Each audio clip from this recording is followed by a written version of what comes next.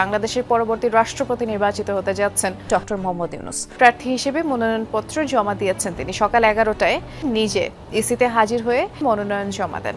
রাষ্ট্রপতি মোহাম্মদ শাহাবুদ্দিনের বিদায় ও 22তম রাষ্ট্রপতি হিসেবে ডক্টর মোহাম্মদ ইউনূস আনুষ্ঠানিকভাবে শপথ নেবেন। বঙ্গভবনের বাইরে আছেন আমাদের সহকর্মী মাহফুজ মিশু, আমরা তার কাছে যাচ্ছি। লোপা বিএনপি সরকার শাহাবুদ্দিন চুপ্পুকে রাষ্ট্রপতির পদ থেকে বিদায় করে এবার নতুন করে ডক্টর ইউনূসকে রাষ্ট্রপতি নিযুক্ত করতে যাচ্ছে। রাষ্ট্রপতি মোহাম্মদ শাহাবুদ্দিন পদত্যাগ করেছেন। তিনি পদত্যাগপত্র জমা দিয়েছেন বলে বঙ্গভবন সূত্র নিশ্চিত করেছে। ইতিমধ্যে আপনারা জেনেছেন বিতর্কের মুখে পদত্যাগ করলেন রাষ্ট্রপতি মোহাম্মদ শাহাবুদ্দিন। তিনি পদত্যাগ জমা দেন। রাষ্ট্রপতি হচ্ছেন ডক্টর মোহাম্মদ ইউনূস। যেন রাতের ঘুম হারাম ভারতীয় গণমাধ্যমগুলির। এনডিটিভি থেকে শুরু করে দ্য উইক কিংবা ইন্ডিয়া.com সবগুলোই যেন ডক্টর ইউনূস রাষ্ট্রপতি হচ্ছেন সেই মাথা ব্যথায় বিভোর। রাষ্ট্রপতি হতে যাচ্ছেন অন্তর্বর্তী সরকারের প্রধান উপদেষ্টা ডক্টর মোহাম্মদ ইউনূস। এমন পরিস্থিতিতে তাকে নিয়ে কি পরিকল্পনা করছে বিএনপি সরকার? প্রফেসর ইউনূসকে রাষ্ট্রপতি হবার প্রস্তাব দিয়েছিল বিএনপি। বর্তমান সরকার রাষ্ট্রপতি হিসেবে সবচেয়ে যোগ্য ব্যক্তিটি হলেন ডক্টর মোহাম্মদ ইউনূস। তারেক রহমানের মতো যোগ্য একজন প্রধানমন্ত্রীর পাশে যদি প্রফেসর ইউনূসের মতো একজন ব্যক্তি রাষ্ট্রপতি হিসেবে থাকে, তবে সারা বিশ্বেই বাংলাদেশ প্রভাবশালী একটা অবস্থানে থাকবে। যোগ্য ব্যক্তিকে যোগ্য স্থানে বসালেই চূড়ান্ত ফলাফল পাওয়া যায়। বর্তমানে বাংলাদেশে নবনিযুক্ত গঠিত সরকার বিএনপি সরকার যত ভালো কাজই করুক, যদি বাংলাদেশের অর্থনীতিকে চাঙ্গা করতে হয় এবং বাংলাদেশকে ঋণমুক্ত করতে হয়, তাহলে বাংলাদেশের রাষ্ট্রপতির পদে দরকার ডক্টর ইউনূসের মতো এমন একজন ব্যক্তি যিনি আন্তর্জাতিকভাবে সন্দেহাতীতভাবে গ্রহণযোগ্য। সুতরাং দেখা যাবে যে বিএনপি সরকার তারা দেশের মধ্যে খুব ভালোভাবে কাজ করলো, আর ডক্টর ইউনূস বাংলাদেশের অর্থনীতিকে কিভাবে চাঙ্গা করা যায় এবং বাংলাদেশকে কিভাবে ঋণমুক্ত করা যায় সেই লক্ষ্যে দেশে এবং আন্তর্জাতিকভাবে তিনি কাজ করলো। তো তাহলে এভাবে যদি বিএনপি সরকার আগামী 5 বছর কাজ করে দেশের জন্য, দেশের মানুষের জন্য, তাহলে 5 বছর পর আমাদের দেশ পুরো বিশ্বের মধ্যে প্রভাবশালী একটা অন্যতম দেশ হবে।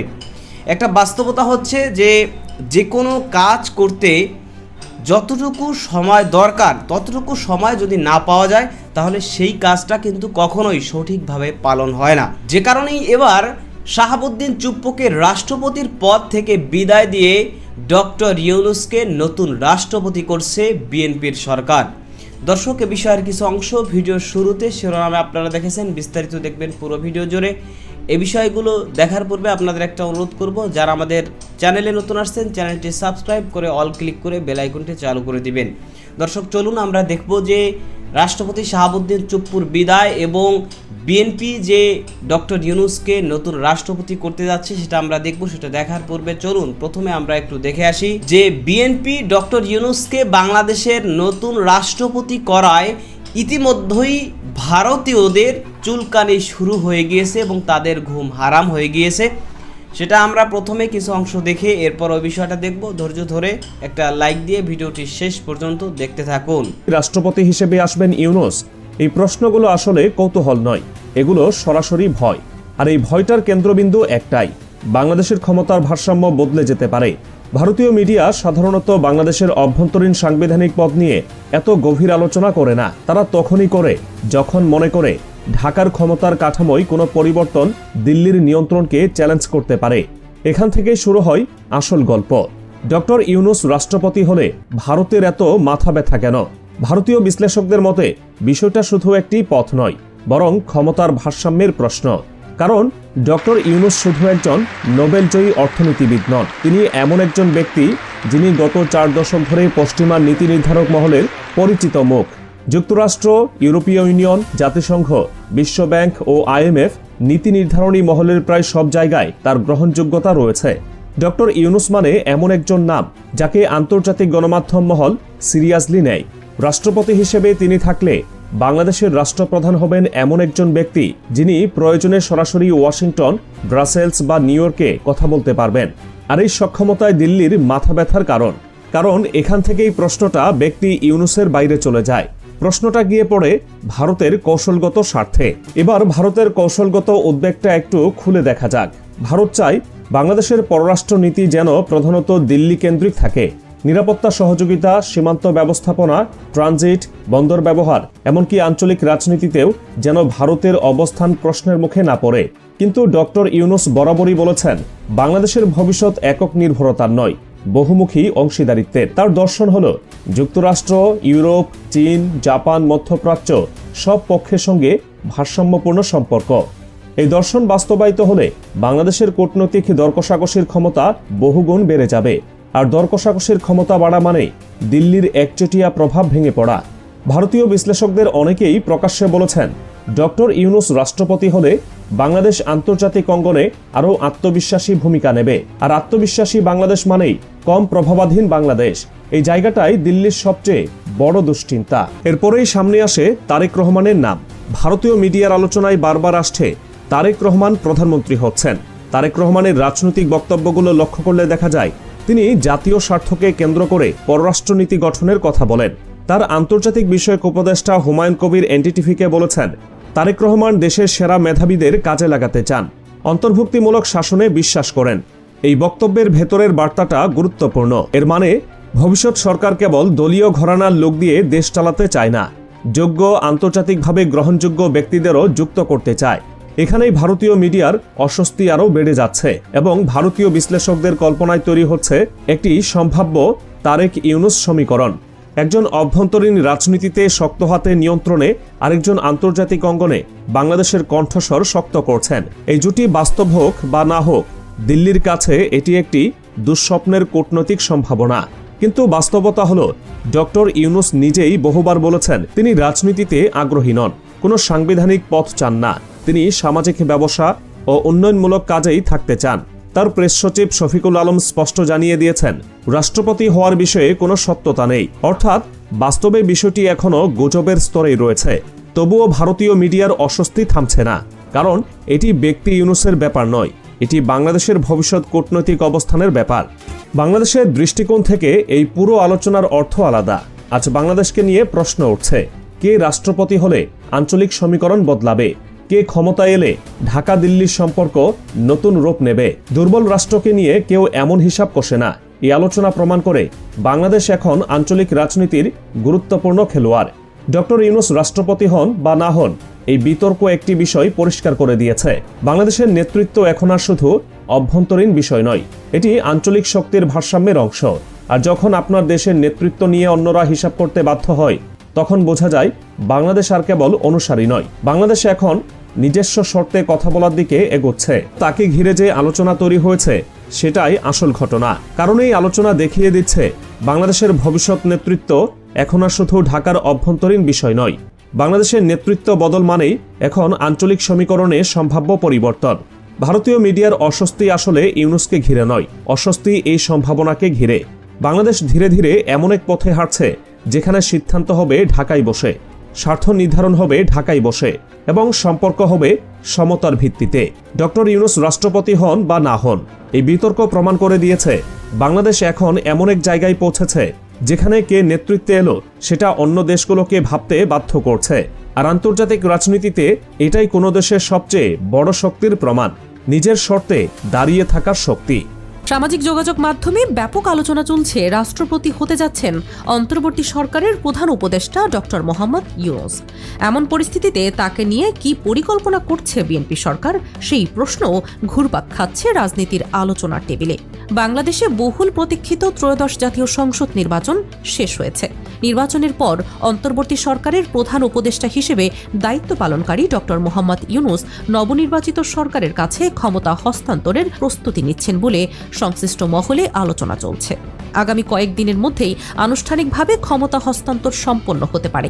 এমন পরিস্থিতিতে প্রশ্ন উঠেছে, মেয়াদ শেষে তিনি কি কোনো সাংবিধানিক পদে থাকবেন নাকি পূর্বের কর্মপরিসরে ফিরে যাবেন?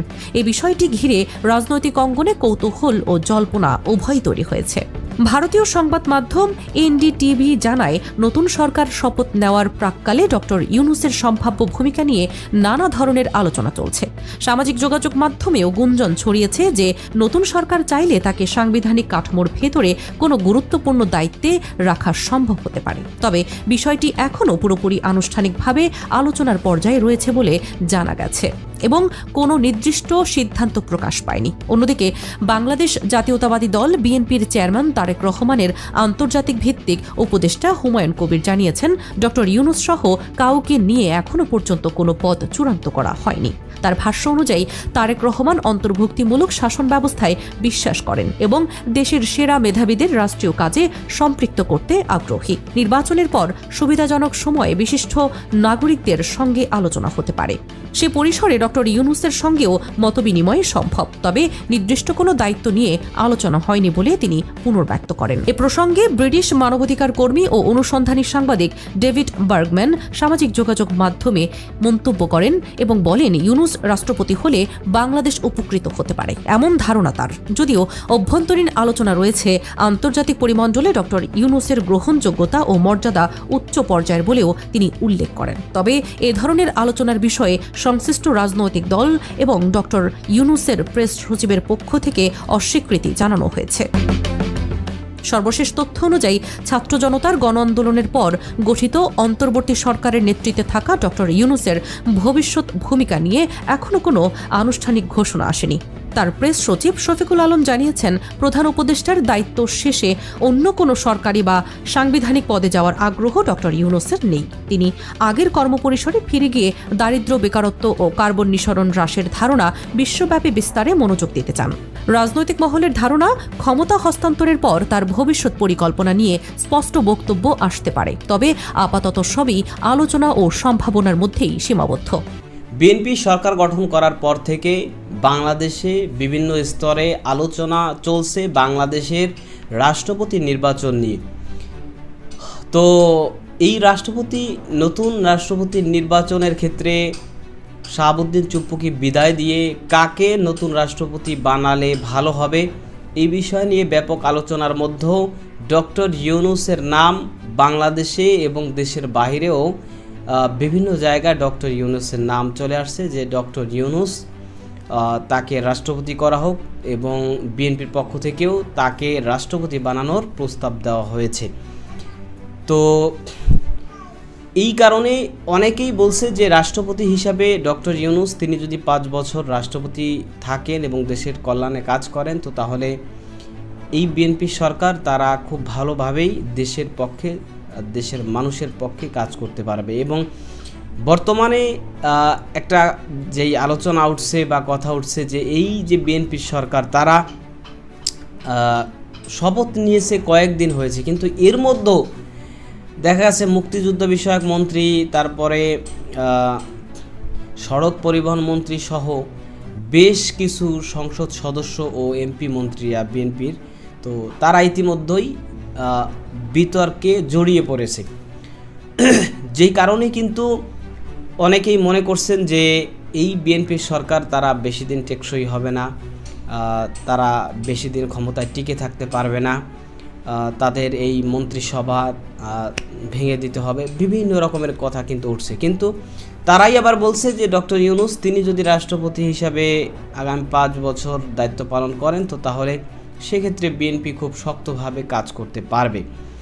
এবং এই যে বিএনপির পক্ষ থেকে ডক্টর ইউনূসকে রাষ্ট্রপতি হিসাবে প্রস্তাব দেওয়া হয়েছিল, এই বিষয়টা নিয়েও কিন্তু আলোচনা চলছে যে বিএনপির পক্ষ থেকে কেন রাষ্ট্রপতি হিসাবে ডক্টর ইউনূসকে প্রস্তাব দেওয়া হবে। তো তার মানে ডক্টর ইউনূস তিনি সুনির্দিষ্টভাবে বিএনপির হয়ে কাজ করেছেন, এটা তো এখন স্পষ্ট। এরকমটাও কিন্তু অনেকে এই বিষয় নিয়ে আলোচনা চলছে। আবার এই বিএনপির স্থায়ী কমিটির সদস্য বা বিএনপির আরও কয়েকজন নেতার নামও চলে আসছিল যে তাদেরকেও রাষ্ট্রপতি হিসাবে নিয়োগ দেওয়া হতে পারে বিএনপির পক্ষ থেকে।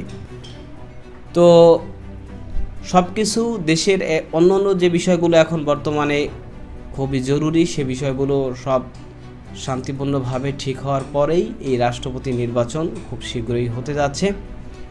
তবে তখনই জানা যাবে যে আসলে বিএনপির পক্ষ থেকে কাকে নতুন রাষ্ট্রপতি নিয়োগ দেওয়া হচ্ছে। তো আপনার মতে বিএনপি সরকারের পক্ষ থেকে কাকে রাষ্ট্রপতি নিয়োগ করলে এটা দেশের জন্য, বিএনপি সরকারের জন্য ভালো হবে বলে আপনি মনে করছেন, সেটা কমেন্ট সেকশনে জানাতে পারেন। ভালো থাকবেন, সুস্থ থাকবেন। দেখা হবে নতুন কোনো ভিডিওতে, কথা হবে নতুন কোনো বিষয়। আজকে পর্যন্তই। আসসালামু আলাইকুম ওয়া রাহমাতুল্লাহ।